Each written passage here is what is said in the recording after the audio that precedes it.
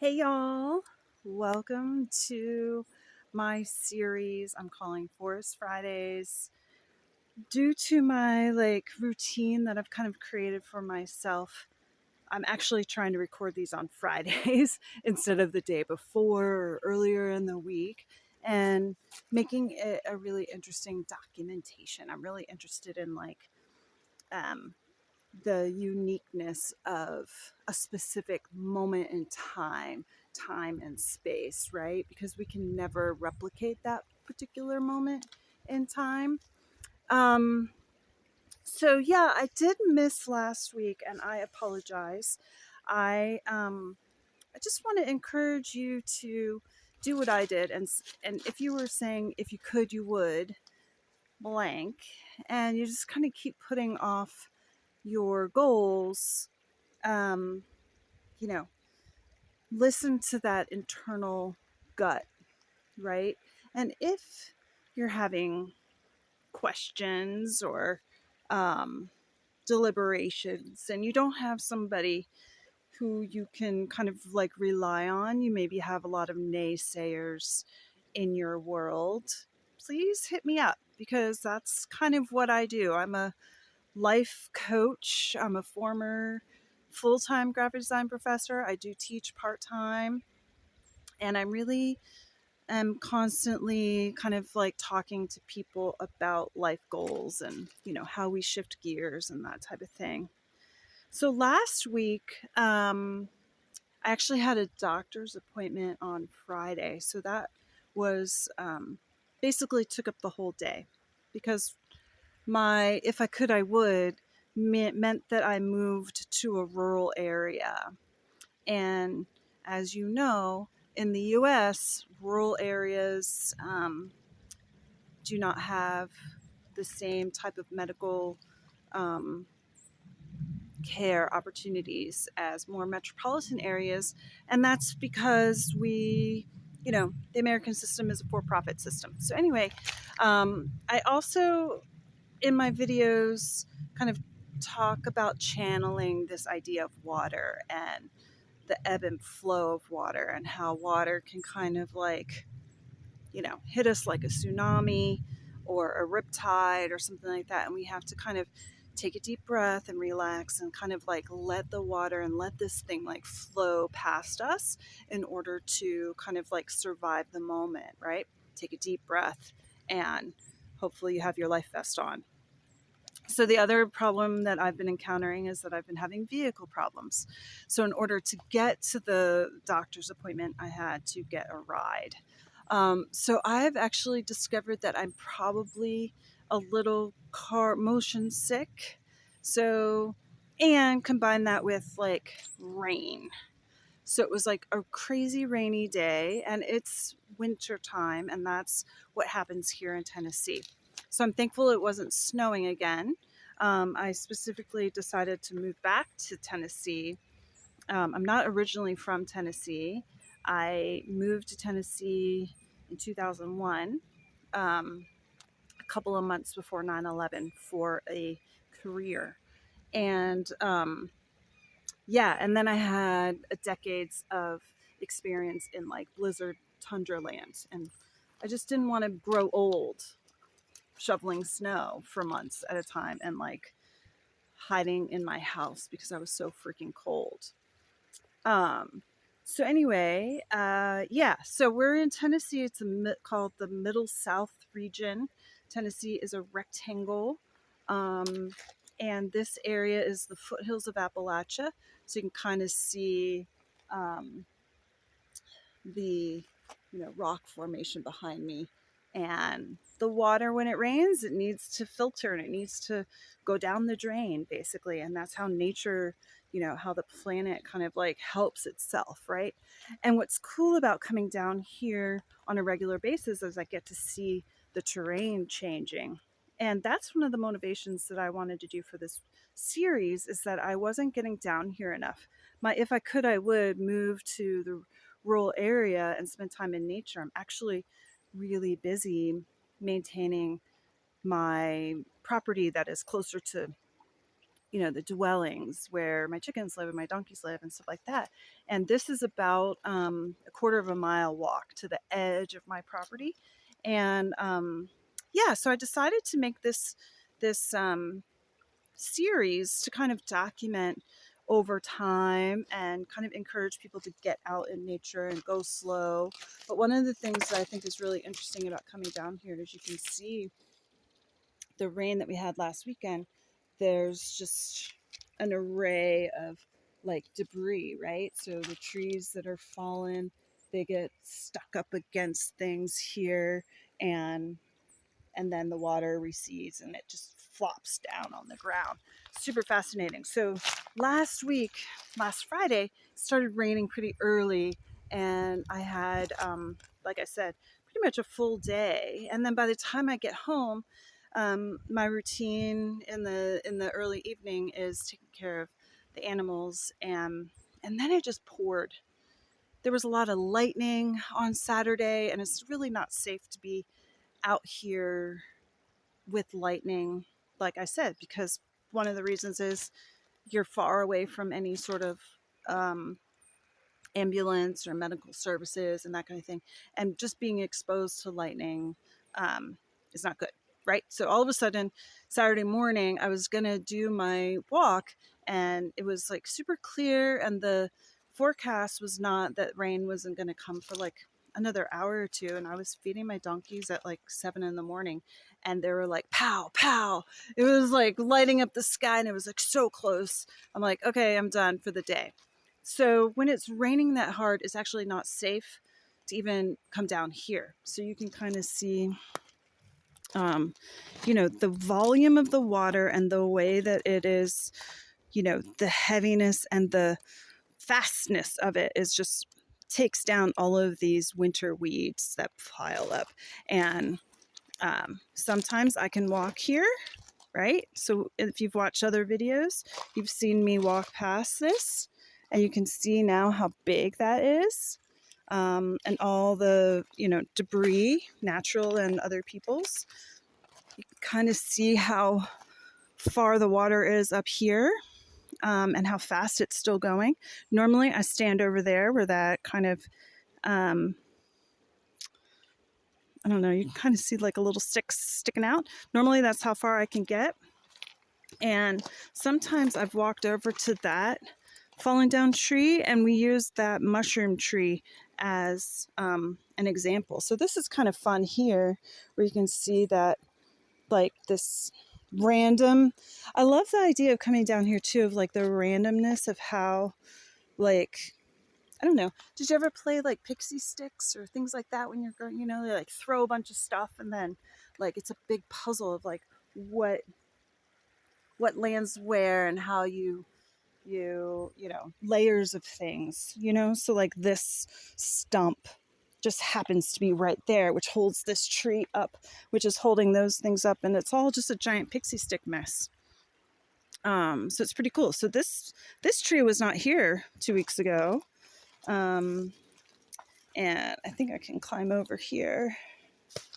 That was the other thing. It was raining so hard the last few weeks that the mud, like all of my shoes, I had to pull out like old winter boots and everything. It was very frustrating because it was just so muddy and so hard to get anywhere. I could, if I tried, climb over here, but we can get the idea. So, if you notice over that way in my hand, so like that big tree right there with the roots, sometimes I sit on that. And if you recall in some of the other previous videos, I talk about like that area kind of becomes like a little swimming hole, and how much water there is here. So this is the most dramatic water kind of flow that we've had since I started doing this, I think, late last year. So what I'm going to do is we're going to read a couple of, let's see, this is pretty stable. Yep, nice and stable.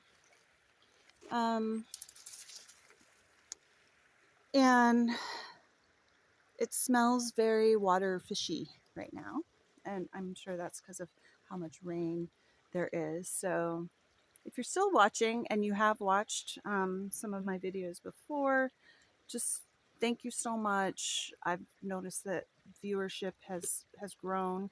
And one of the things before I get started, one of the things that I've been grappling with is, as a Gen Xer, um, I was kind of like the artsy person that always had my camera, and I was like the yearbook editor, and like in college I was like the person behind the camera that would go to all the events and like photograph and document them. And now that society has given everybody their own documentation thing, it just baffles my mind that people are like I've been more behind the camera. Um, so like documenting myself doing things is really awkward, and that's something that I'm trying to get past. And as I spend more time on this platform and watch what other YouTubers do, some of it is a little overwhelming and pretty much intimidating.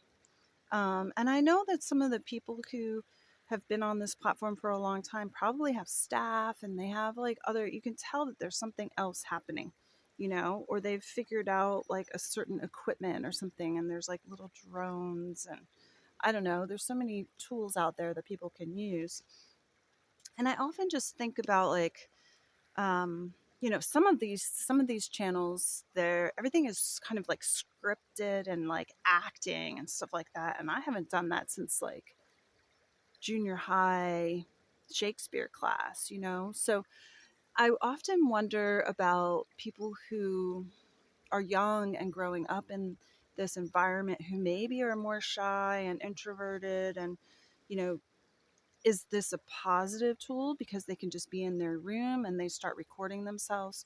Or is it more intimidating? And I think not growing up in this environment, for me, it's is a little bit more intimidating and challenging. So I find that I'm like always doing things, but I don't feel like I can like plop down a camera and like record myself all the time. I don't know. It's just it feels weird to me to do that. So I am placing some additional content on my channel of like the things that I'm doing on my property. So I have to plan ahead to be like, okay, I'm going to record and where can I put the camera and stuff like that. Like, so I'm like learning how to, you know, go about life where you're just trying to experience life and experience these moments. And that was kind of like why I wanted to move out to this place, to kind of get away from all the lights and the chaos and all that kind of stuff, and kind of really like experience just being human and like the connection with the earth. And like this week when it stopped raining, I realized that the ground was really soft, so I'm like, okay, I'm going to start digging up things, and it's been really warm. So before the grass and the flowers and everything explode on us, I'm like, okay, this is the time that I have to do all these things that I've been waiting for like 2 years to do. So I've been digging up all the trees that have been like growing up on like the fence line where my donkeys are, or like looking at where all the thorny bush vines are coming from and like digging those up. Or there's all sorts of like weird vines that have like crawled up on trees, and just doing all sorts of. And then I'm like transplanting daffodils. So daffodils have started to bloom here in late January, early February, but you don't know where they are until they bloom. So now I know where they are. I'm going to dig them up and transplant them into other places. So I've been working on like gardening preparedness before like major spring. So here we do get a lot of, really interesting winter rain rather than snow.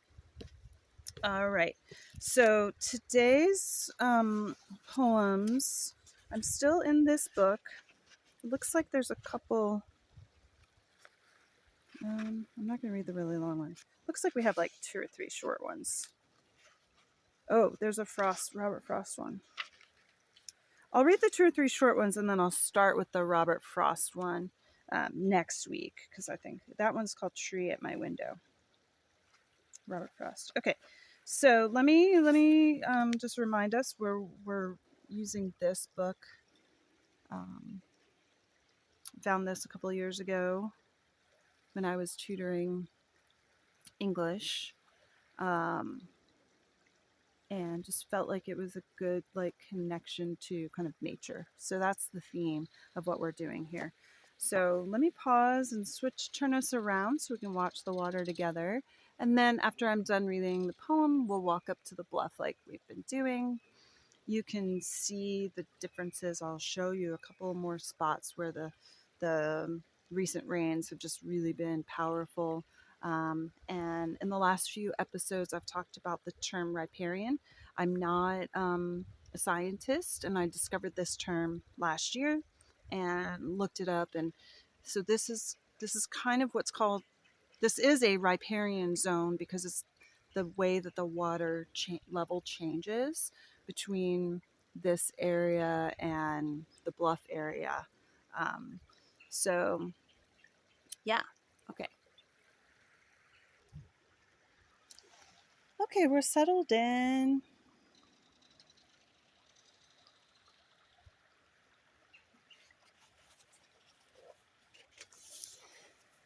Not sure if you can hear the birds or the water. It's flowing pretty good. Okay, this is by William Carlos Williams, 1883 to 1963.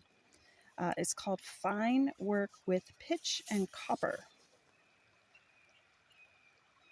Now they are resting in the fleckless light separately in unison, like the sacks of sifted stone stacked regularly by twos, about the flat roof ready after lunch to be opened and strewn.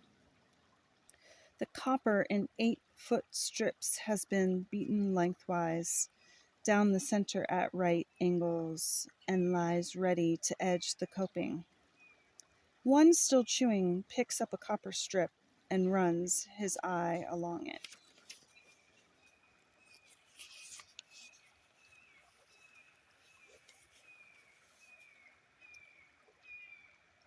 This is a Japanese haiku, translated by Sam Hamo, by Kobayashi Isa, 1763 to 1828. I think it's also important to remember dates of when people are alive and writing, because so much has changed from the Industrial Revolution in a modern sense. Okay. The distant mountains are reflected in the eye of the dragonfly.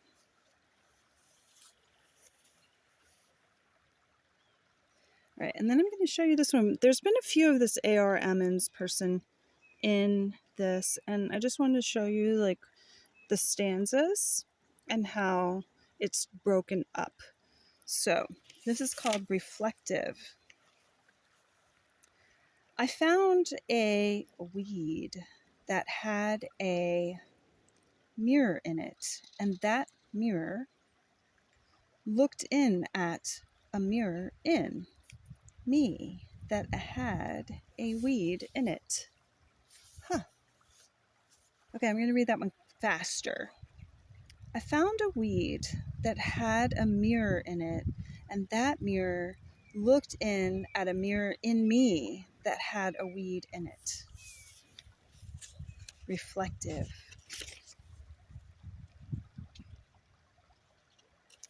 And this last one is a Polish translation by Adam Zagajewski, translated by Claire Cavanaugh and Benjamin Ivory. It is called Auto Mirror. In the rearview mirror, suddenly, I saw the bulk of the Beauvau Cathedral. Great things dwell in small ones for a moment.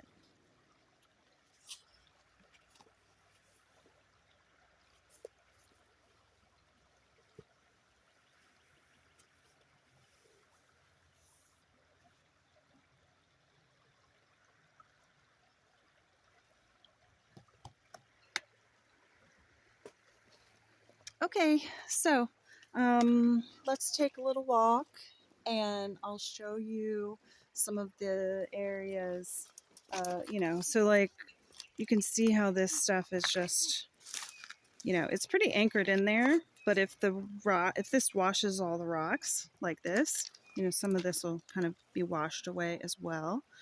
Like I said, normally I'm kind of over there, so you can see the volume of the river. And this whole tree is new, and it's kind of gotten stuck here with all the um, branches and leaves and stuff. And my question here is, have you ever watched Andy Goldsworthy, his Rivers and Tides documentary? It's really amazing. He's an artist that works with natural objects, and he'll painstakingly create sculptures out of the natural objects, leaves, icicles, rocks, all sorts of things, and then wait for the natural thing to happen. The tide comes in or something like that. So this kind of reminds me of like a sculpture. Okay, so over here, again, we saw some trash and stuff. You can see the remnants of all the water, why I didn't come down here last week. And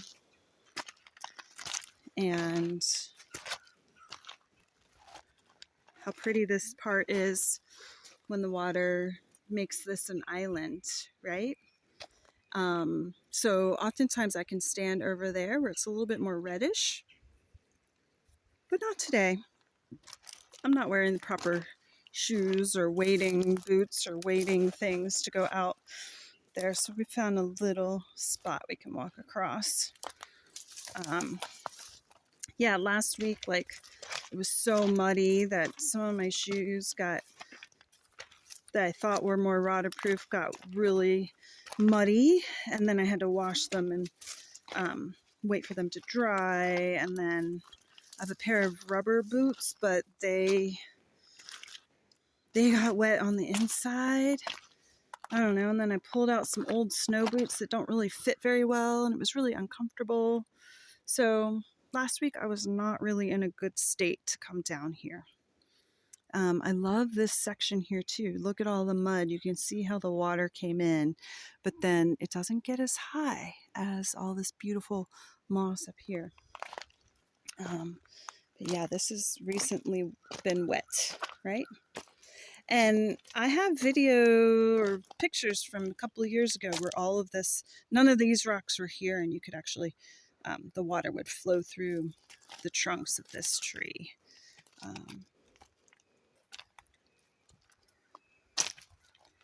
And our poems today were about reflections. There's some cool reflections here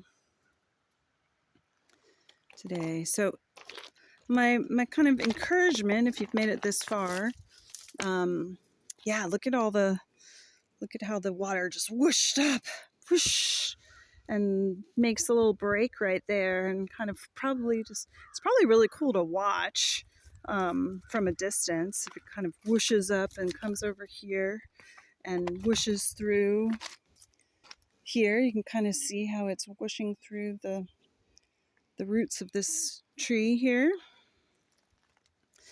whooshing up and over and splashing. That's probably fun to watch. It doesn't seem like it gets as high.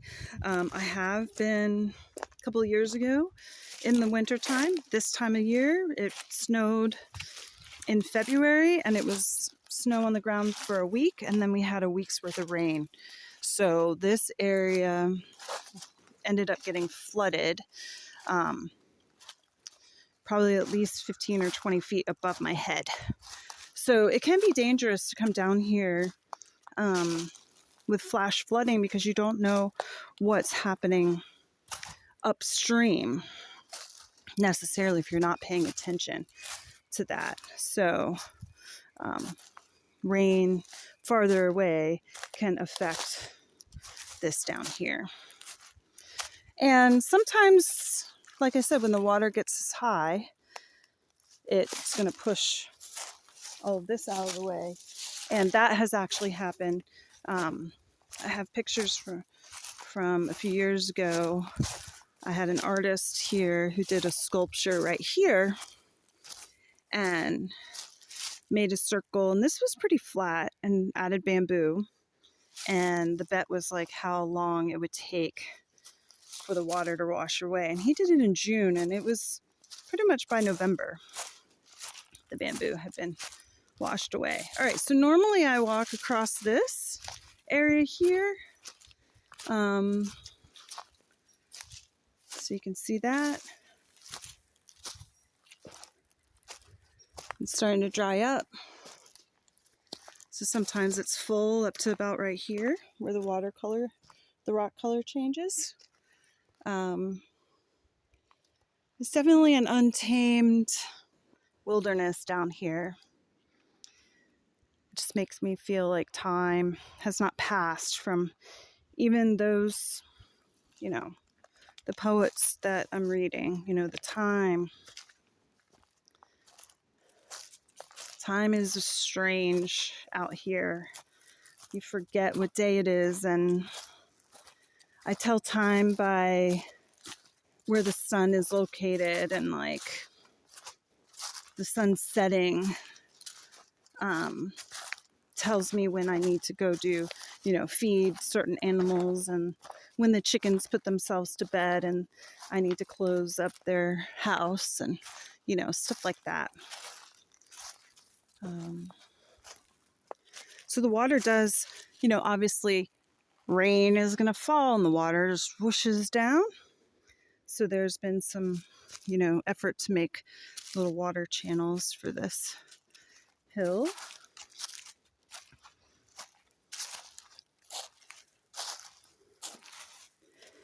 I often also recommend that if you know anyone with accessibility issues or live in a different place and you're just kind of looking for different types of geography or landscape, share this with people.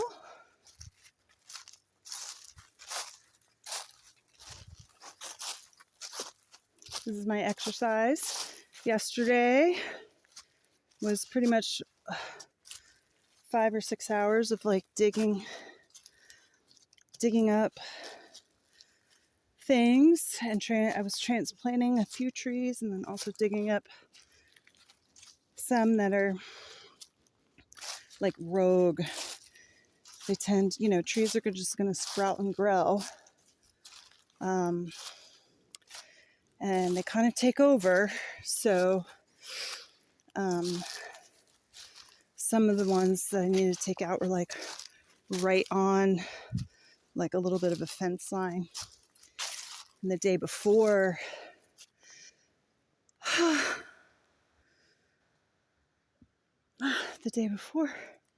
was also digging and moving things, digging up some trees to transplant them.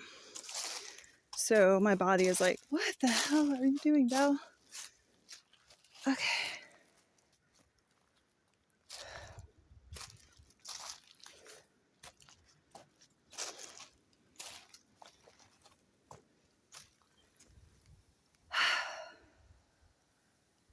We like to use the mushrooms as our landscape. So it's going to rain again tonight.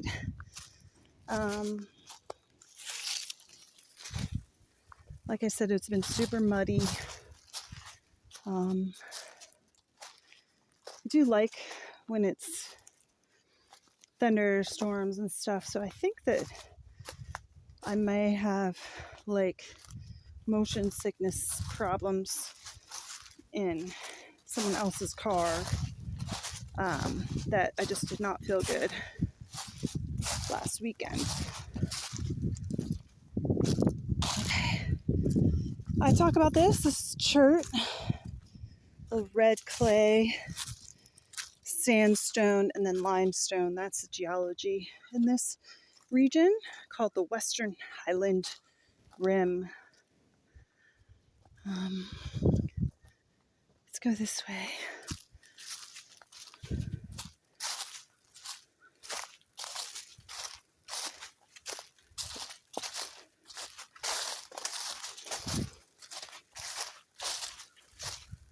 The water's so pretty.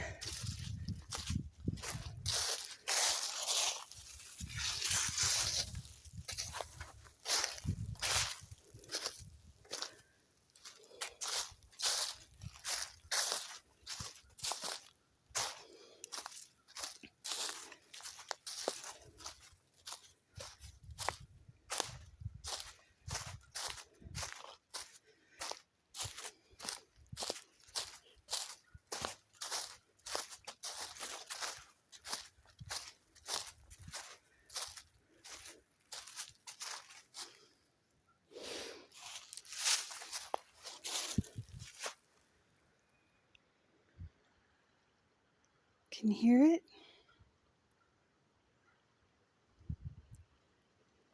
The color, the winter colors. I just love the silveriness, that crayon color that you never really realize comes from a nature that you always want to use but can barely see it. So I just wanted to say thank you so much. I'm Val, and I would love it if you wanted to subscribe as I try to build this kind of like anti fast, kind of like in your face, anti scripted content that is really about those of us who are trying to find, our inner human connection, spending more time in nature, and listening to that inner child of if you could, you would, and how can you make a change in your life to make an impact on your own well-being and others around you. All right, I'll try again next week. Thank you.